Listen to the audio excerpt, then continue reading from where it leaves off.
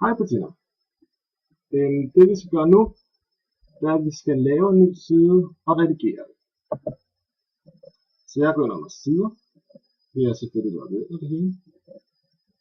Så er det egentlig bare at sige til for en ny.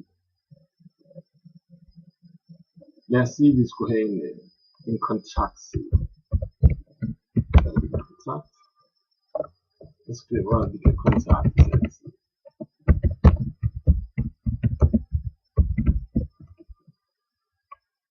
Så er der. Vi siger udgiv. Så går vi tilbage og kigger på alle vores sider. Skulle det meget være et sted.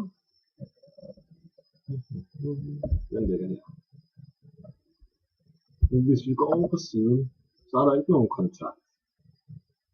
Og det er fordi vi skal ind og tilføje den i menuer.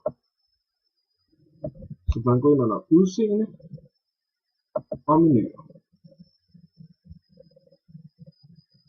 Her får du en oversigt over den menu vi har i toppen.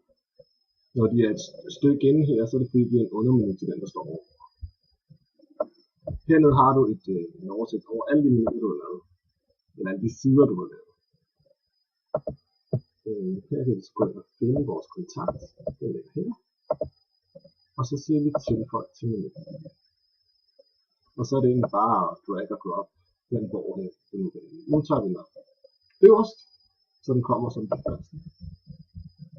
Vi gemmer den. Går tilbage til siden. Og så kommer den her.